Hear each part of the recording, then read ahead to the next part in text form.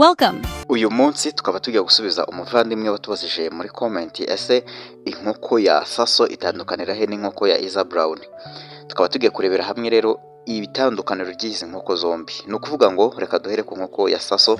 Inkoko ya Saso ni inkoko ifite inkomoko mu gihugu cy'Ubufaransa, ni ukuvuga ngo niho yakorewe brooded.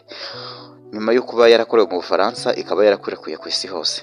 Inkoko ya Saso rero ikaba yo izwi nangwa se iri muri classe y'inkoko za mbera byombi, itanga umusaruro mu buryo bubiri, ku buryo bw'amagi ndetse no ku buryo bw'inyama. Iyi nkoko ya Saso akaba ari inkoko iba nini ugereranyije n'inkoko ya Iza Brown, kuko iyi nkoko ya Saso yikuze ishobora kuba ibarirwa hagati y'ibiro 3 n'igice kugera ku biro 4, ikaba ibasha kugera igihe cyo gutera mu byumweru hagati y'ibyumweru 12 ndetse n'ibyumweru 14 ikaba iba itangiye gutera. Iyi nkoko ntabwo mu busanzwe ku magi ntabwo itera amagi menshi ku mwaka, kuko ku mwaka ishobora kuba yatera amagi ari hagati y'120 kugera ku magi 150.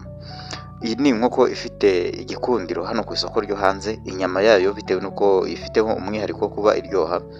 Akaba ari inkoko ishobora kororwa mu buryo bubiri, mu buryo twakita bwa free range cyangwa se bwa buryo bwo kuyisohora hanze, cyangwa se ubundi buryo bwa kabiri akaba ari uburyo bwo kuba yororerwa mu kiraro. Reka tuvuge rero no ku nkoko ya Iza Brown ese bitandukaniye. Inkoko ya Iza Brown ni inkoko ifite inkomoko mu gihugu cya Australia, no kuvuga ngo nayo niho yabereye improved cyangwa se niho yakorewe.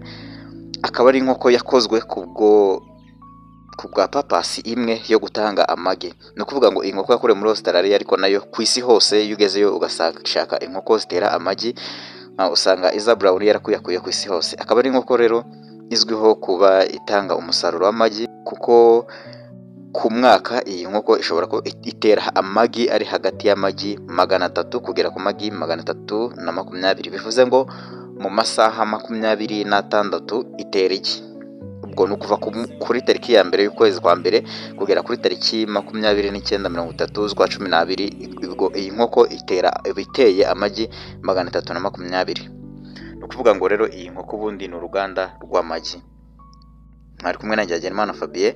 Reka muri video itaha nzababwire ku nkoko ya local chicken cyangwa se improved local, arizo nkoko zavugururiwe muri Afurika y'Epfo.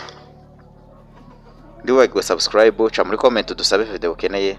Mukomeza mugira ibihe byiza. Ciao ciao.